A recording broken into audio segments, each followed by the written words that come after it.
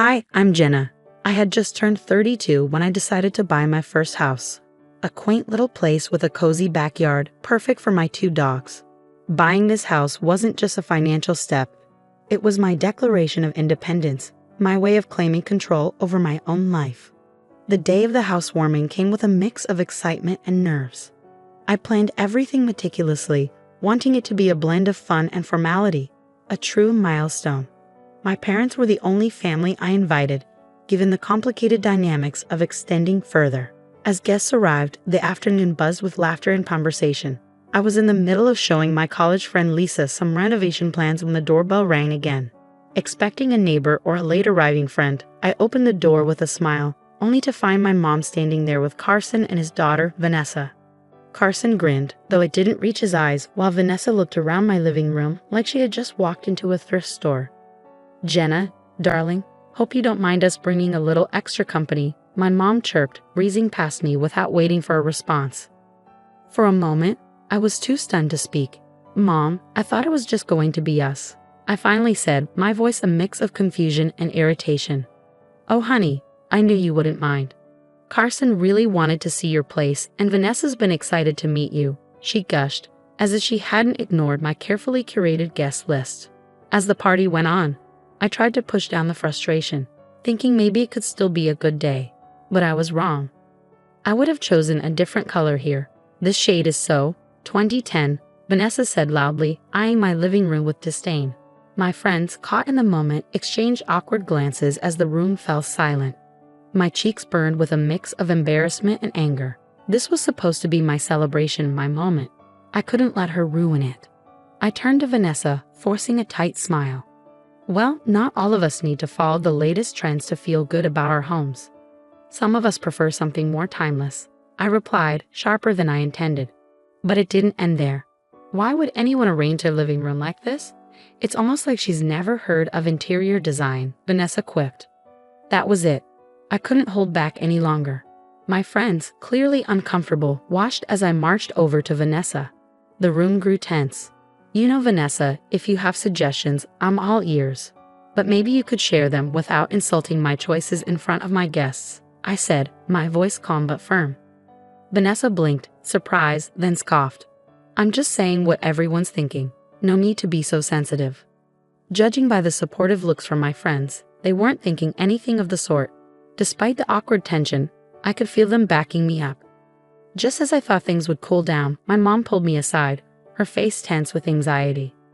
"Jenna, could we talk in private?" she asked softly. In the hallway, away from the party, she dropped the bombshell. "Honey, I know it's a lot to ask, but could Vanessa stay with you for a while? Just until they sort out their living situation." Her request hit me like a punch. "Mom, I can't.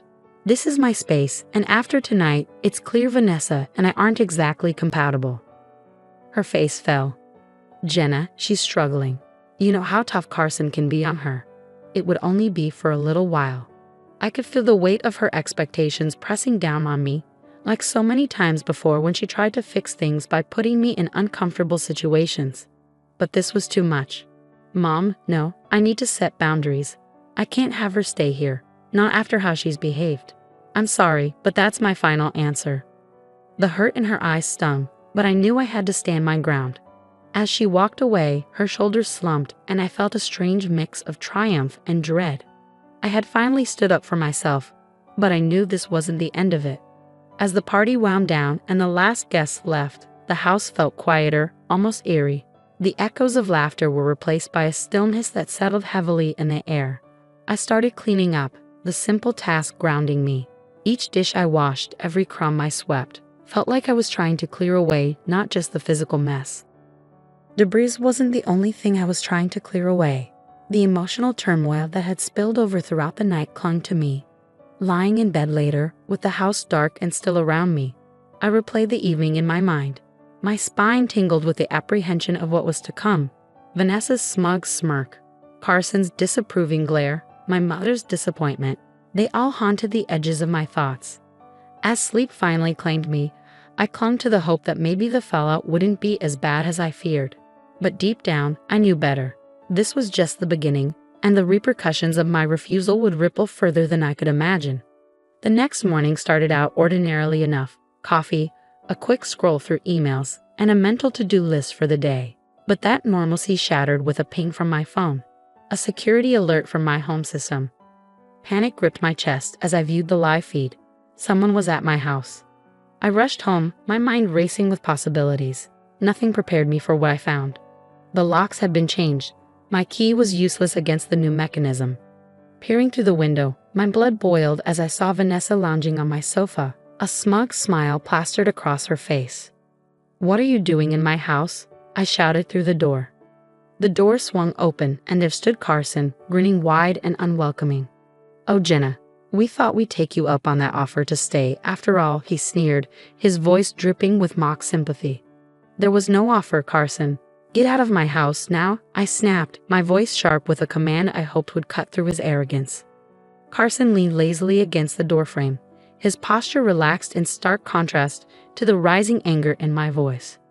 Now, Jenna, let's not be hasty. You wouldn't want to upset your mother, would you? You know how she feels about the police." His words hit their mark. Carson knew exactly how to manipulate the situation. My mother had a deep-rooted fear of the police, stemming from a traumatic incident in her past, and Carson wielded that knowledge like a weapon. But I couldn't let that stop me. This was my home, my sanctuary. Taking a deep breath, I pulled out my phone.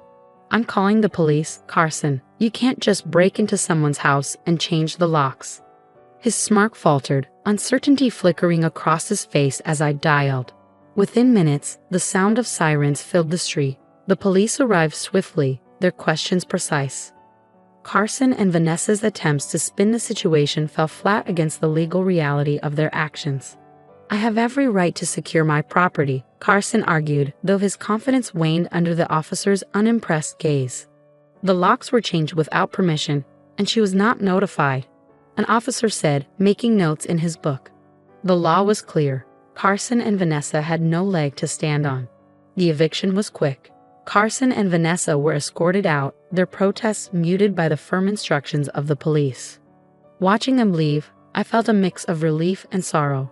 Relief that my home was mine again, sorrow for the inevitable fallout this would cause with my mother. As the police wrapped up their report, one officer lingered. "Are you going to be okay?" he asked, his tone kind. I nodded, though my heart was heavy. "Yes, thank you. I didn't have a choice." He offered a sympathetic smile before leaving. Once the door clicked shut behind him, I stood in the quiet aftermath. The house felt larger and emptier, the space that was almost taken from me suddenly overwhelming. I walked through each room, reaffirming my presence in the place that had been violated. The weight of the day pressed down on me, a reminder that the battles were far from over. Carson and Vanessa might be gone, but the repercussions would ripple through my family, possibly irreversibly. Yet despite the turmoil, a stubborn flame of defiance flickered within me. This was my home, and I would fight for it, no matter the cost. The silence of the evening was shattered by the sharp ring of my phone. My heart sank as I saw my mother's name flash on the screen. I braced myself for the inevitable conversation. "Mom," I answered, my voice barely above a whisper.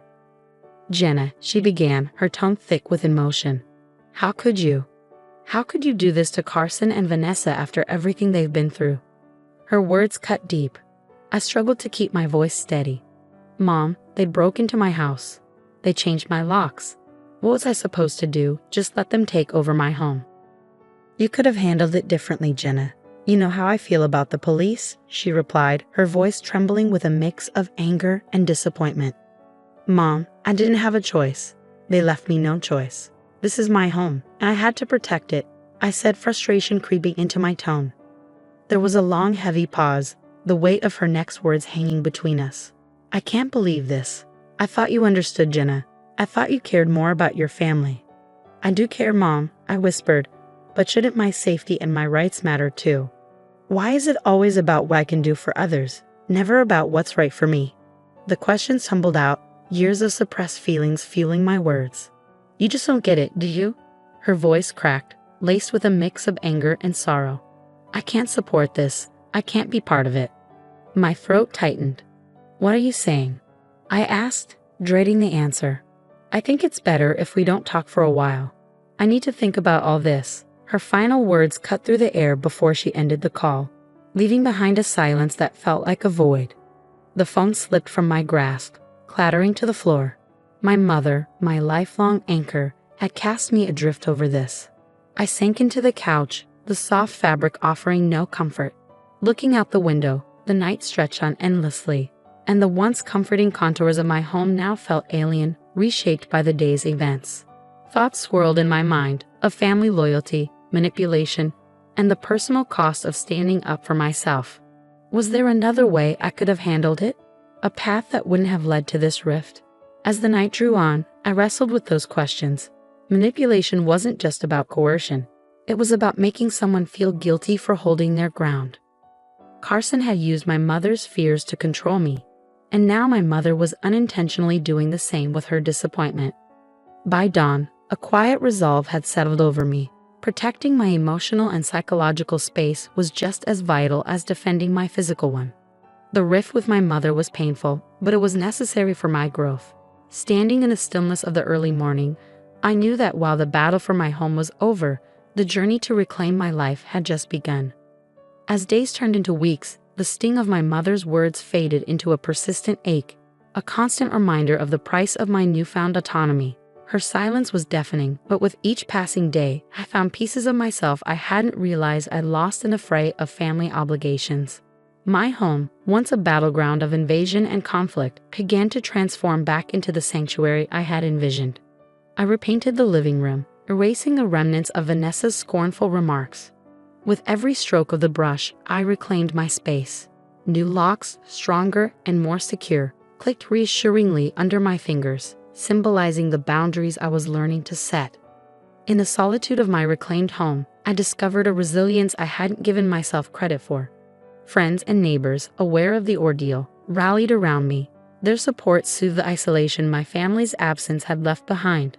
Dinners, movie nights, and long walks with those who chose to stay by my side filled my days, reminding me that family isn't only about blood, it's about who stands with you when the ground falls away. The fate of Carson and Vanessa became a distant murmur, their paths diverging from mine in the wake of their eviction. Rumors of their struggles occasionally reached me through mutual acquaintances, but they no longer held sway over my emotions. My focus was on rebuilding, on fortifying the life I chose, rather than the one imposed upon me. One crisp morning, as I stood in my garden planting seeds that would one day bloom into vibrant flowers, I realized this was what true independence felt like. Not the absence of conflict, but the presence of peace in its aftermath. The estrangement from my mother was a deep scar, one that might never fully heal, but it was also a testament to the lengths I would go to protect my peace. The journey to self-empowerment is often a solitary one, fraught with tough decisions and painful reckonings. But as I looked around the home I fought to protect, I knew it was worth it. Here, in my home space, I was free to live life on my terms, surrounded by those who respected and supported my boundaries. This wasn't just a house, it was my declaration of independence.